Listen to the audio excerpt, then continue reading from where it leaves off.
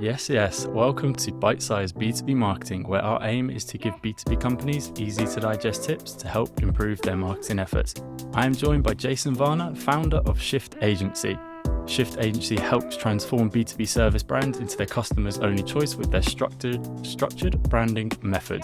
And it's my great pleasure to have him on the podcast today. Jason, how's it going?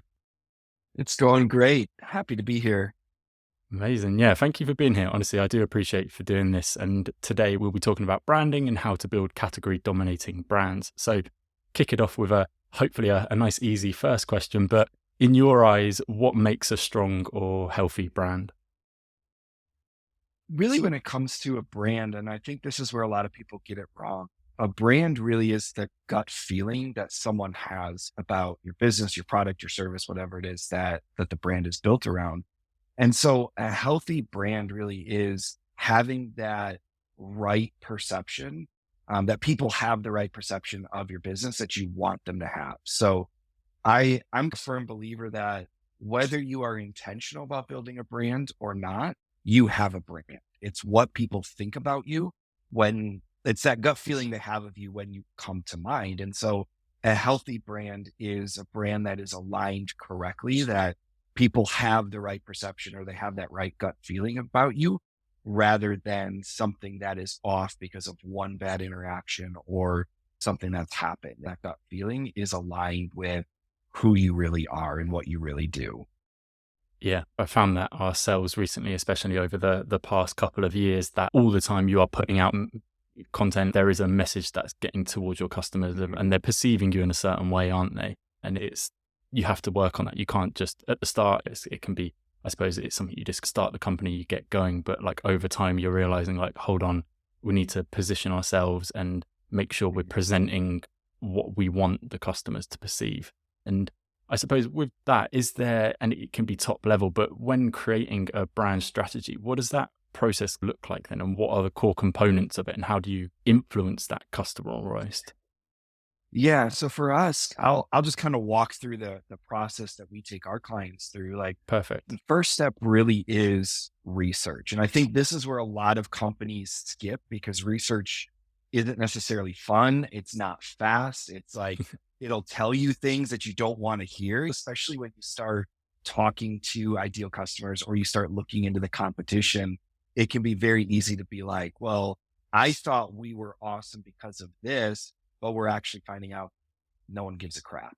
And so research really is the first step. And what we do is we bring all of the key stakeholders of the business together. So at least one leader from every department to really find out what the company is about. So what is it you're providing? What do you think sets you apart? What have you heard other people, like especially customers, say is unique about you?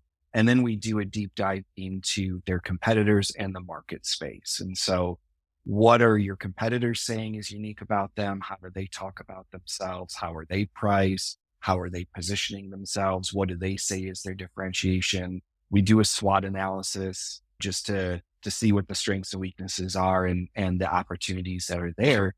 And so that's where we start is a lot of research. The next step really is understanding your ideal customers. And I have this saying, I post this a lot on LinkedIn, that the ultimate business growth hack is knowing your customers. If you can truly know your ideal customers, everything else in your business gets easier, from marketing and sales to what new feature or service should we launch to customer service to should we do warranties, and like all of those kind of business decisions can be answered the more you know your ideal customers. And so we do a deep dive into ideal customers. Again, it's more, we start with what our customers know internally about their ideal customers. So what is sales been seeing in discovery calls? Like what is marketing seeing through the data that they're getting from content and all that? What is the product team learning as they launch new features? So we gather all those insights and then we do customer interviews to actually hear from the clients themselves. Why did you choose this company? What sets them apart? How did they transform you? And really are getting down to what makes them unique. Next step really is what most people think of when they think of positioning, and that's going to be what's your differentiation? What sets you apart? What are you going to, I say it this way, what are you going to hang your hat on as Mm. this makes us unique? Then we work on brand identity. So core values, mission, vision, purpose, and personality. So what is that tone and voice that needs to come out in everything you do? And then brand story. So what is the customer story arc from this is who we were before we started working with you or even knew you existed. This is who we are when we're done. And what are those steps in that journey they need to take in order to go from, I don't know who you are to Mm.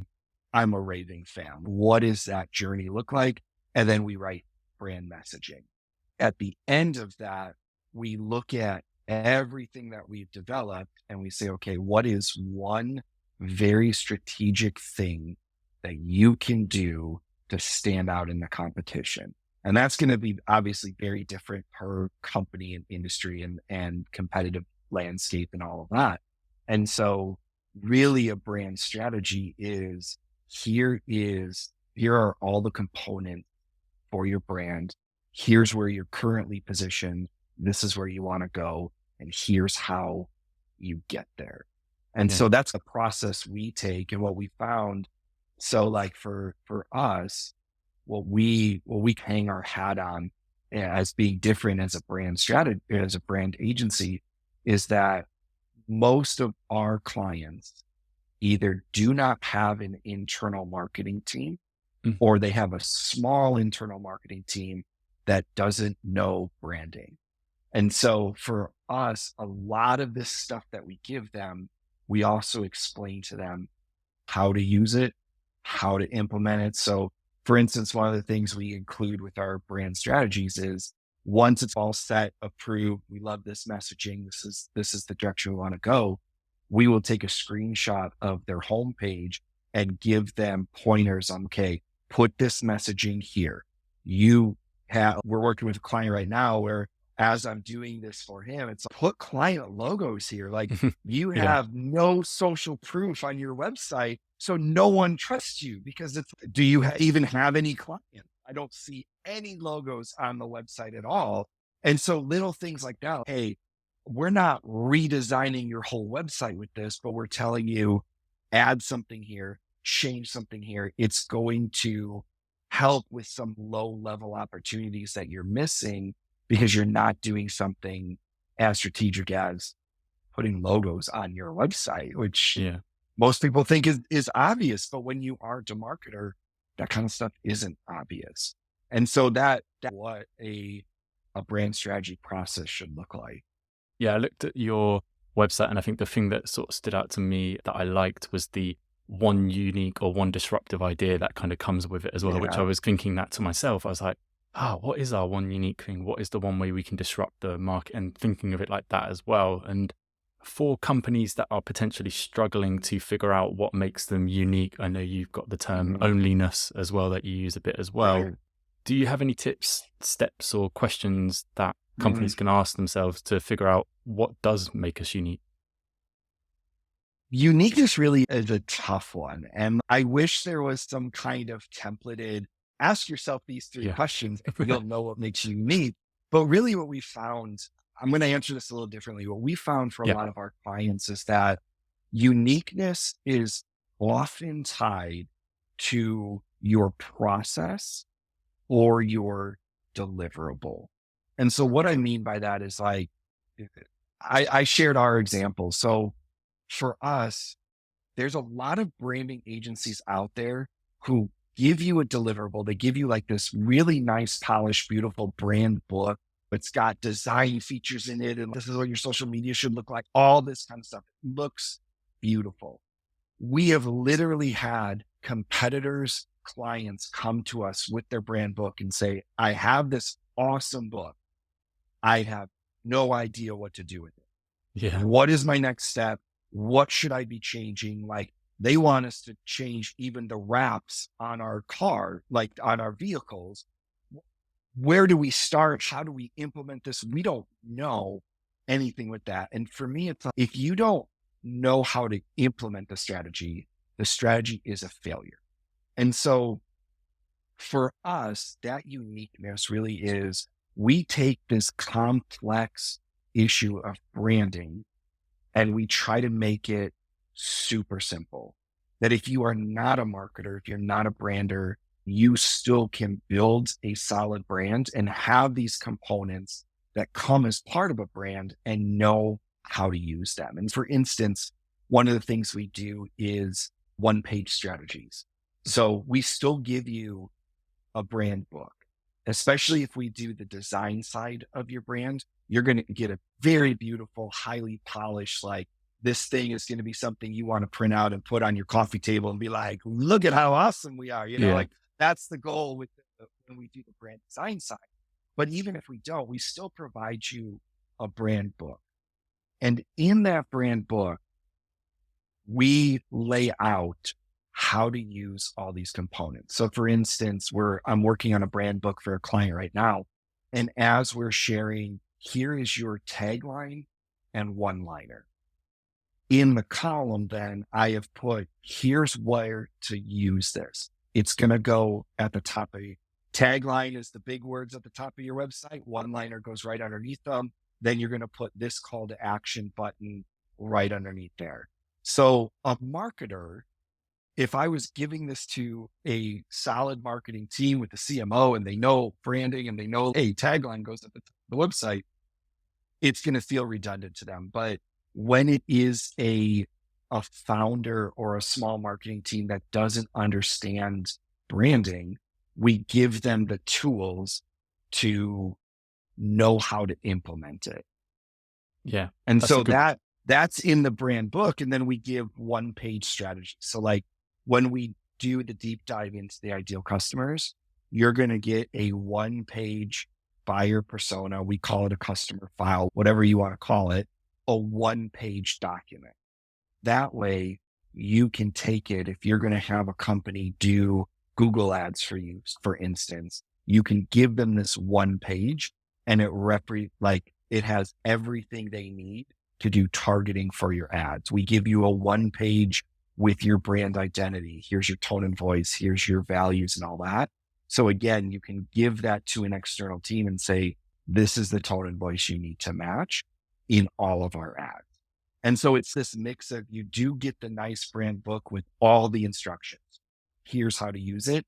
And then you get these very simple one pagers that you can use to if you're not a marketer and you're working with a Google ads company and they're like, we need your ICP document. What is that? We give that to you and say, this is what your ad agencies will need to do ads. This is what, if you hire an external copywriter to write your content or something, this is the document they're going to need to match your tone and voice. So we make it super simple for them to implement it rather than just give them a nice book and say, figure it out. Yeah. And so all of that, to answer the question, it really comes down like when we're trying to find the uniqueness of an ideal customer, we look at their processes. What are you doing that competitors either aren't doing or don't do well? And we look at their deliverables. What are you providing that no one else is providing? And often your uniqueness is found there. Not 100% of the time, but I would say for the majority of people, if you're going to do this on your own, look there and you will find something. Yeah, it sounds like a good place to start. And where you were touching on the people not having the ICP or even just personas in a document, it's amazing when we'll speak to clients, especially about website redesigns, for example, and it's just one of the first questions that we ask. And it's just amazing how many people sort of have it up here, but no kind of formulated document or anything like that. And just touching on the brand book a bit and how this then rolls out, what does the process look like once you've created this brand book, or a company has, say, this brand book and they know ways to implement it? Is it a case of rolling it out across all, say, channels and areas, or do you test it a bit first? How does the process look like from finishing the branding strategy and you have the brand book to then rolling it out? It really depends on the client. So if they have an internal marketing team that can start and do a lot of it themselves, then we say, jump in, put it on some of your main channels and see what the response is. If it's a smaller company and it's just a founder and maybe a few people and there's no one that's really earmarked for marketing, what we do is we give them a checklist of here's where to start. And Yeah. typically the first place we tell people is update your website. And it's crazy to me how so many people will hold off on updating the website just because they think updating it means I need to get a whole new website. When really it's like, hey, the reason people aren't converting on your website is the message you have at the top is so vague and so convoluted that like they don't know what you do. And if they don't know what you do in the first, 3 to 7 seconds, they're going to bounce and find a competitor that makes it clear to them. And Yeah. so you don't need a whole new developed, designed, beautiful website. Now, if your website still looks like it's from the 1990s, then yes, please get a website, like Yeah. get a new website design. But if it's a decent website and it functionally is working, update just a few components of the messaging and you will see a change in conversions just from that. And so typically we roll out the website component first, update the messaging here. Then we start looking at, okay, what is the next main touch point for prospective and current customers? Typically it's website, then it's often like some kind of proposal or some kind of slide deck for like discovery calls and stuff like that, maybe a demo. But go in there, update some of the messaging in there. So when your sales team starts talking to customers, they're using the same verbiage, they're using the same messaging that these people found on your website when they went to book that call. Then it would start trickling out into content and social platforms and stuff like that. But I usually tell people start with the big ones, the ones that move the needle of your company, typically website, some kind of sales pitch, whether it's a proposal, if your proposal is more of a sales tool as well, Yeah.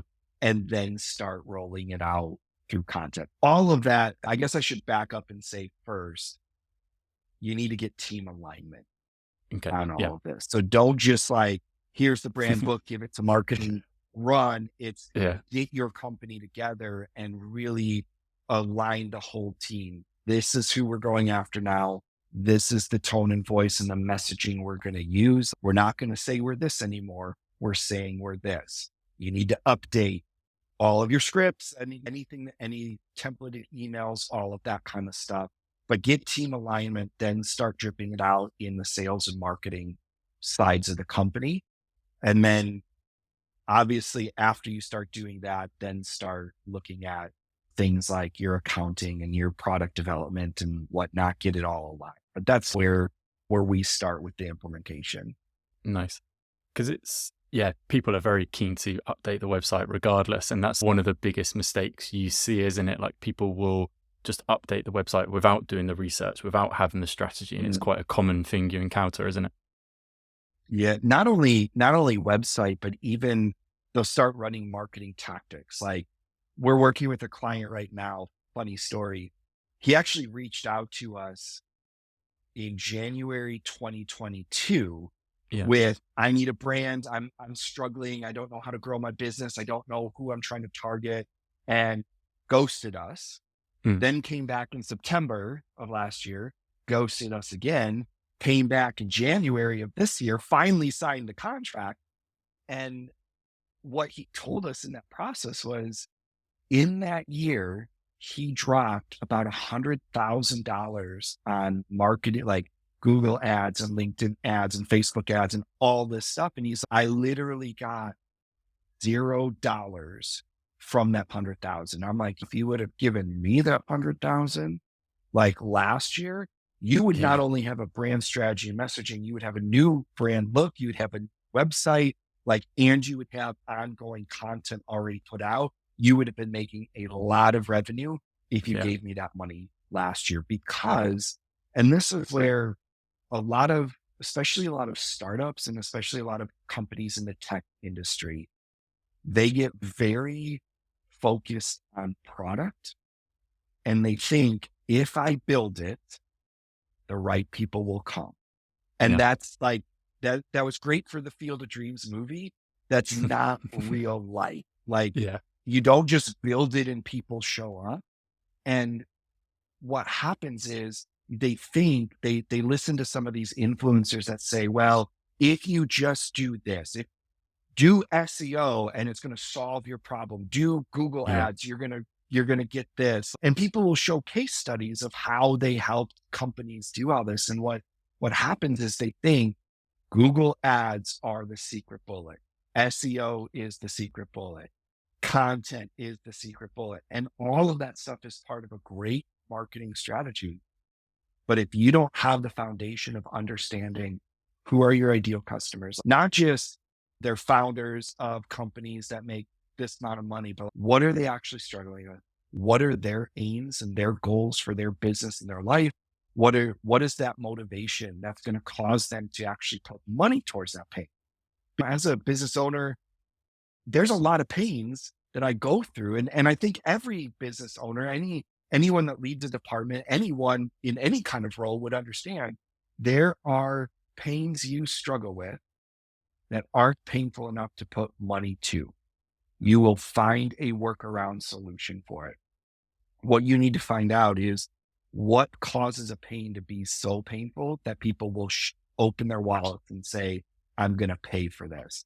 That's where a lot of these buyer persona documents fail is here's some demographics, but it doesn't tell me what is that trigger that's going to get them to say, I need a solution to this now. So understanding that and then understanding how do you actually talk about your solution in a way that your customers care about. I was doing a brand messaging evaluation yesterday with a client, and it was what I typically see in the B2B space. Either his wasn't this, but I either see we're the number one solution for, that's a lie. I don't care. I don't care if you think you are. I don't care if, any of these rating sites say you are. That Yeah. doesn't matter to people. I don't think of it this way. Is it I think it's Volkswagen or Subaru is like the safest car out there. They've been rated the safest car. Well, safety is important to me, but I don't buy their vehicle. Yeah. So telling me you're the safest car out there isn't enough to get me to buy from you. Yeah. Or they just basically state what they do. I am a brand consultant. Like, we're a branding agency. Great. I can get on Google and find thousands of your competitors in 2 seconds. So you Yeah. need to be able to communicate to me why you. If you don't understand those two things, your ideal customers and why you, no amount of marketing you do is going to be effective. Now, it may work at a certain level. You might have that Hail Mary shot that works and you get some clients from it, but long term, your marketing will have declining impact simply because you do not understand your ideal customers and you do not understand why they choose you. That is the foundation for sales, for marketing, for product development, for operations, for everything you do. You understand that, everything else becomes easier. It's why, when I started Shift, we actually did some marketing as well. Like, we would do Yeah. Google ads and stuff like that. And I'd get people coming to me like, I need Facebook ads for my business. And I would look at their website and I would ask for, who are your ideal customers? I'd ask, why did they choose you? Couldn't answer it. And I'm like, Yeah. listen, you can pay me to do Facebook ads for you, but I like 99% guarantee you they're not going to be effective. You're just going to flush that money down the toilet because you don't actually know why people want to work with you. And if you can't answer that, you're not ready for marketing. A lot of the marketing you do, it's not like, I hear a lot of founders say marketing is just a waste because I've tried it and it didn't work. I spent thousands of dollars on this and it didn't work.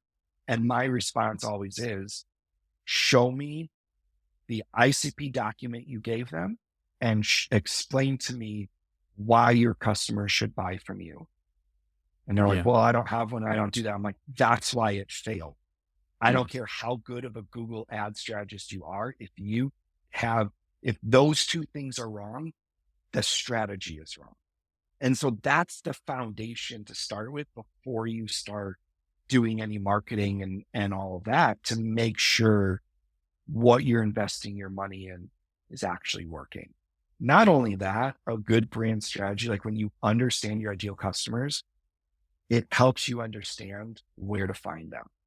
So if you know your ideal customers read a certain magazine, and this is actually an example from a client of ours, the industry that they're in is 20 years behind.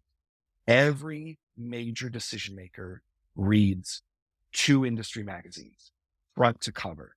Yeah. Now, we started working with them in like 2014. I didn't think in the 2000s that spending money on print magazine advertising Yeah. would be the way to go.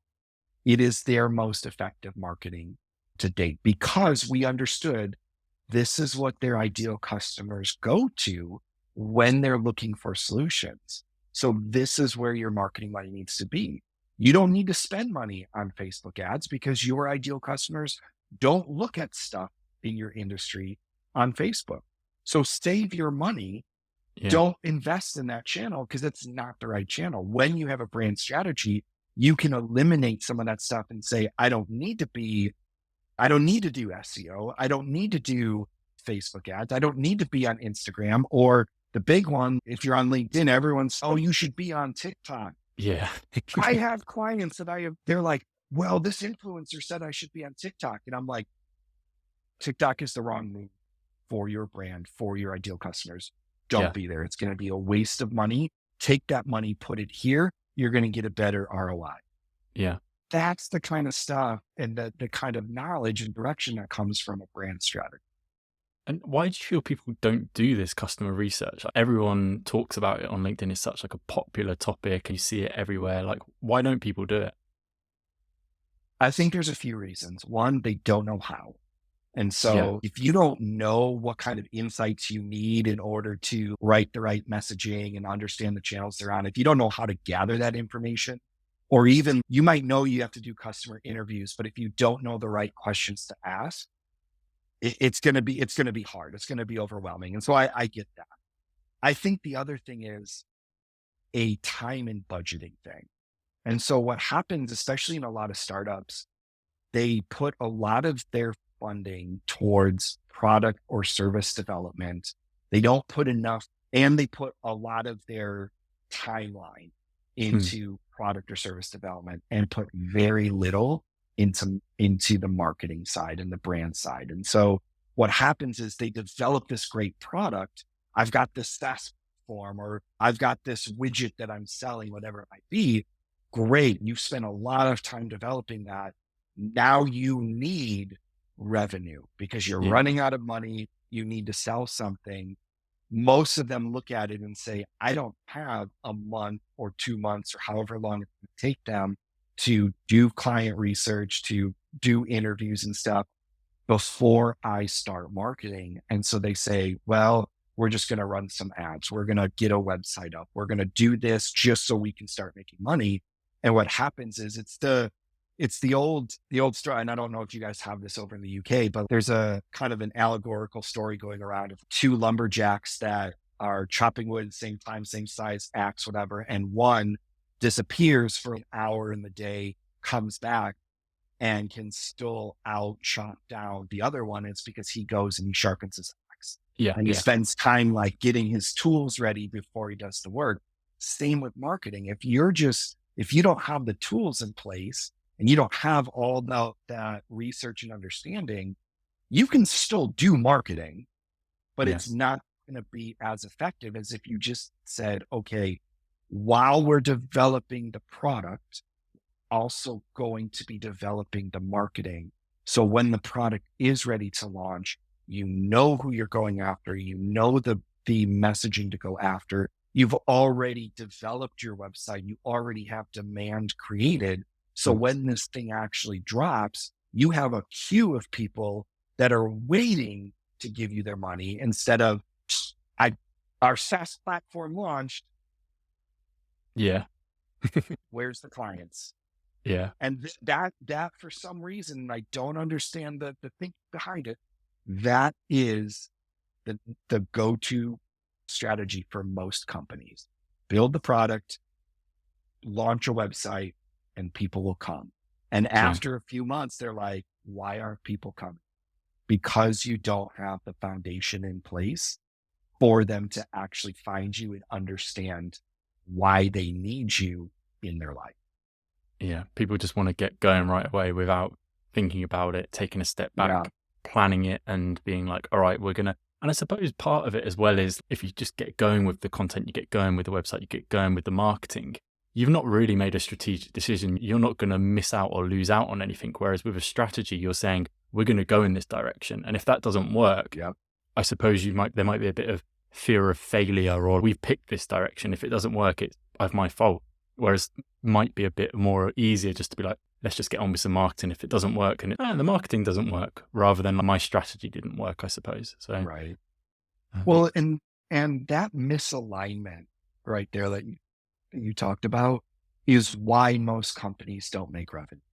Like when I sit down with clients and I do a brand messaging assessment, let's say, for instance, I always start out by asking them, tell me what you actually do. yeah, Break this down for me. And then I ask, like, why do people choose you? Like, why yours as opposed to all of the competitors that you gave? Reason being is what I have found. Now, I do probably about 100 brand messaging evaluations a year. 99.9% of them are horrendous.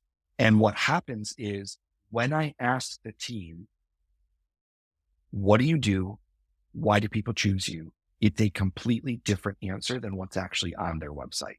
yeah, And so when you think about that, if you're sitting in a discovery call, and like when we do our brand strategy, when we do a brand strategy with a client, we'll ask them like, how do you explain this in a discovery call? Because what happens is they tend to get messaging better and they tend to explain it better when they're sitting across from a customer who's actually asking them questions like, hey, what about this? What about that? And there's always this misalignment. And what happens in most companies is the website says one thing, yeah, the sales deck says something else, the content that they put out says something completely different. And then they wonder, people don't understand what we do. Well, I don't understand what you do. Like, yeah, how could I? You've got 3 different messages out there. They sound different. Your website sounds very corporate. Your content sounds very snarky. It's this idea of you've got multiple personalities and I don't know which personality to yeah, trust. That's how most brands, especially in the B2B space, come around, is because they don't have a strategy and it's get the website up.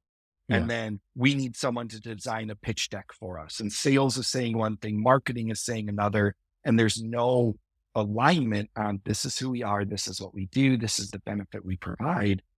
That misalignment causes people's trust monitor in the back of their head to go off. Is your salesperson just saying this to get a sale because your website says something else? And that's where revenue is lost when like your ads say one thing, your website says another, your content says another, your pitch deck says another, the prospecting email that was sent out says another, the closer that you hired, because you can't hire someone internally. So you have this external closer that you hired is saying something completely different because there is no alignment, yeah. and that costs you money. Yeah. I like the idea of split personalities. Like you wouldn't trust Yeah. someone who acted differently in 3 different ways to you in 3 different scenarios. You'd be like, hold on, you acted one way there and one way here. What's up? And it's the same with a brand like that Yeah. coming across in different ways. As you said, the trust detector goes off and you think, what's going on here? So, Uh, and segueing a little bit into just rebranding, let's say like you have got a good brand strategy, you're executing it well, it's coherent across all touch points. When do you rebrand? So few most companies rebrand. I'll start with this. Most companies Yeah. rebrand when there's a change in leadership. Okay. New CEO, new CMO, they want to come in, make their impact. Like I think that's why, and I don't know for sure, so don't quote me on this, but I think that's why JCPenney redid their logo. Gap tried redoing their logo. Sci-Fi tried redoing, like, a lot I of think it. I saw your carousel on this of the failed Yeah, logo yeah, rebrands. yeah. A lot of it is someone new that comes in with new ideas. And for most marketing leaders, the first thing is rebrand. I want a new logo. I want a new website. I have a different vision. And so it's change in leadership is primarily why most companies do it. When you should rebrand is, um, well, first of all, I'll say this. Your brand is a living thing. And so it should be constantly evolving. It shouldn't be something where, hey, we've got this new brand. We're going to stick with it for 10 years and then do this drastic change. Because your brand, as your company evolves, you've got a new product line, you have a new target audience because you started landing a few bigger clients. Now, all of a sudden, that's who you're going after. Your brand should evolve when that happens. Most companies don't do that because they don't have a branding team. They have a marketing team that is grossly underpaid and overtasked. Shout out to all my marketing friends who lived that way. I was in that case for many years. But when you should rebrand is when, if you are the kind, this is the brand we're using. Hey, what are the signs that something should change? One, if your ideal customers have changed. Or evolved or grown. If you were initially going after small businesses and now you're going after enterprise, that's going to be a different message, different pain points, it might even be a different personality that needs to come through, which means you might need to have a different logo, different color. So if your ideal customers change, you're changing niches, you're changing industries, whatever that might be, that is a good time to sit down and say, we need to do a new strategy, think through new messaging. And some of it might be okay. Your colors, your logo might still be okay.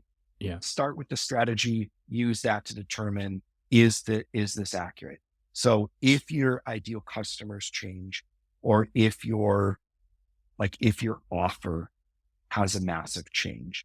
So if, you were a low level SaaS company, is like $99, blah, blah, blah, but now you're going after enterprise and it requires you to have an on-site solution and stuff like that. That's a whole different type of offer. And so you should be doing a rebrand around that.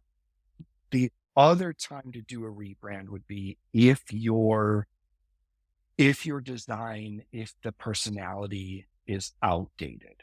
So if your logo looks like it was developed back in the 1990s, it is more than time for a rebrand. It's not the same. I think the statistical number is like every 5 to 7 years is when most companies will either do a refresh or a full rebrand, just because, especially if you think through the way technology has advanced so much in the last few years. I started my marketing career before social media. A lot has changed in 20 years. Even 5 years ago, people weren't really creating content on LinkedIn. Now it's a content creation platform. How much changes that you need to be looking and seeing, does our brand still attract the right people? If not, it's time for a change. I think it's the thing as well that came to my mind there, where you were saying like you started marketing before social media. It almost made me think there, where it's so easy just to chuck content out now. You almost really don't need to think about the strategy. But previously, if the limited options were, say, print or more permanent, like there were marketing tactics. Blog posts were around then. And it was a lot of companies did like a print newsletter, or some did their own little magazine and stuff. That was not a easy, fast, or cheap solution. And so you had to have a strategy. Now, and so we also Shift also does LinkedIn strategy and content. I saw that. Because most of our clients, like in the B2B space, most of our clients, LinkedIn is their primary social media platform. And so we're like, we'll help you with that.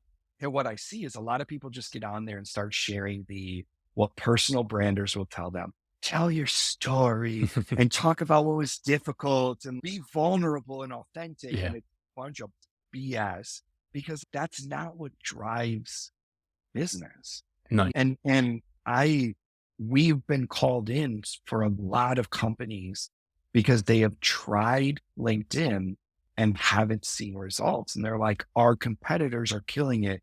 We don't know what we're doing wrong. And I look at their content. I'm like, what's your strategy here? Yeah. Who do you want to be known as on LinkedIn? Well, I don't know. Well, I can tell because yesterday's post was about your dog. Today's is about how you propose to your wife. Tomorrow's is SEO, which is what you actually do. And like, I was like, I have no idea what you do. I don't even associate you as a solution. Yeah. That's a problem. You need a strategy. And that's the thing is like the easiness now of content has convinced people they don't need a strategy.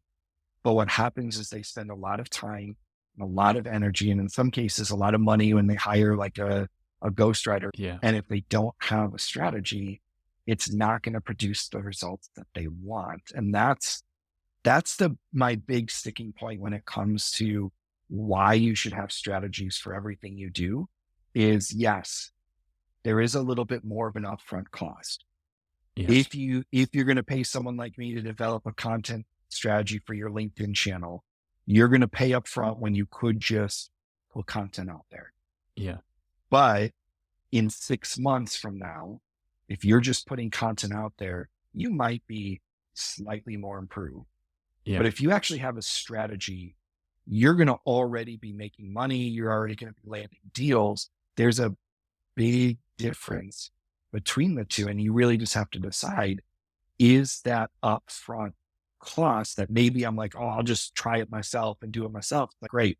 I will talk to you in 6 months when you're trying it yourself, hasn't produced any results, to remind you that if you would have gone with me, you would have already landed $1,000, multi-$1,000 or $1 million deals if you would have done it right from the start. Because once you just get started and throw anything out there, well, now it's not just, well, now I just got to figure out how to do this right.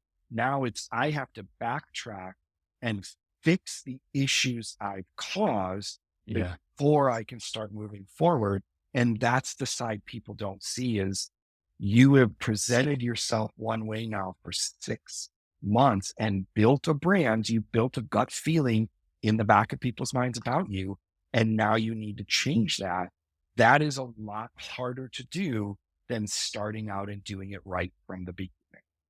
And there's more cost involved with fixing a bad issue and now coming back. It's going to take longer. There's going to be more costs associated with it. It's just simpler and cheaper and easier to do it right from the start. Perfect. I think that ends the episode nicely in terms of starting with that feeling and finishing with that gut feeling. I just have one left field question. I saw that you participated in the Level C course a few months back. And for people that don't know, this is the world's most visionary brand education program. And my question on that was just, what was your biggest takeaway or what was your biggest learning from it? Have to have another show just for that. It's almost, I'll say it this way. It's like they turn on the fire hose on you and you get so much. 100% recommend if you want to go into branding, brand strategy, go through Level C. And I don't get paid to say that or anything. Yeah. Like I've been a brand strategist and been doing brand strategies for over 10 years. Yeah. I learned a lot I've gone through Level 1 and Level 2 now with them. There's 5 levels. Level 1 and Level 2 are the only ones I've gone through yet. And it's sequential. You have to go through 1 before you can go through 2. Nice. What they teach you, yes, they're going to teach you tactics and they're going to teach you the theory behind it. And for me, a lot of it, I was like, yeah, I knew that. Read some of Marty Neumeier's books already. I'm like, yeah, it's the same. Where the value comes in is like, all right, you have 2 days to develop a strategy for a real client. Go. And I'm like, it takes us like a month or two with like multiple workshops. And they're like, the client is going to do one presentation with you. They've given you a project brief. come up with a strategy that they can actually implement and change their business. And it's like, I'm just the type of person, I learn better by doing. Yeah. And so they teach you the theory, but then they also say, here's some tools, go do it. And obviously they come in and they provide direction. And like I love Level C. My biggest frustration, and this is a good frustration, it's not like I don't like it because of this. My biggest frustration is when you think you have a good strategy, you think you have a good idea, and you're like, yes, I want to run with this. And then a coach comes in and it's like, you're not thinking strategic enough. You're not thinking far enough. Like, how could you take this to the next level? I'm like, I don't want to take it to the next level. Yeah. And if you go with this, and they're like, no, go to that next level. And then they grade you on, did you actually go to the next level? So you're like, I can't stay here. I actually have to think better and deeper about this. I have to think more disruptive. I have to come up with a even more like pointed and more clear idea than what I actually have because they told me to. And so now they're going to grade me because they're going to say, well, you didn't when we said you could have gone to another level. And it's you walk away from it. I walked away from level 1 is more intense than level 2, but I walked away from level 1, just like I hit end on the last session in the Zoom call and I walked down to my couch and I just laid on the couch like, there is nothing left up here. This is empty. I am doing nothing the rest of the day. Like I am laying on this couch and I am watching TV and I don't care if that's healthy. I don't care if that's right. That's all the capacity I have. After level 2, it was more, here are some really amazing tools that I'm going to be using moving forward in my business to do brand strategy for our clients and do it faster, do it more effectively, and get them an even better strategy than we probably could before. And so highly recommend, like in level 1, one of the people that was on my team was actually a project manager for a marketing team, like not even a marketer. She was just a project manager, but she was like, she attended because she was like, if I can speak the same language as the team and really understand this, then I can provide more value. And so if you are in the marketing realm, even if you're just like, all I do is Google ads, something like Level C is going to like cause you to understand how all this stuff is interconnected and get you to a more strategic level. But if you want to be a brand strategist, if you want to do brand design, you want to do anything in branding, you need to take that course 100%. One hell of an endorsement. So I'm going to, once you publish this, I'm going to send this to them and be like, so do I get a commission or add a little referral code in? We can add an affiliate link. So I'll just make the whole episode this. It would just be about Level C, and then I'll take a small percentage of your percentage, and then we'll be good. So love it. Amazing. How can people stay up to date with you? What's the best place to follow along with your antics? The best place really is LinkedIn. That is my number one platform where I give out advice. So Jason Vana, just look me up or look up hashtag Sassy Jason as well. Exactly.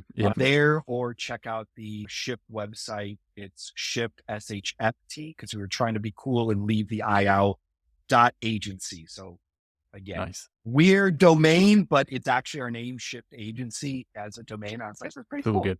We have a weekly newsletter that you can sign up for there, and then a bunch of free branding and content resources that you can download. No email required, because I'm not going to harass you with hundreds of emails trying to get you on a discovery call. Use our resources.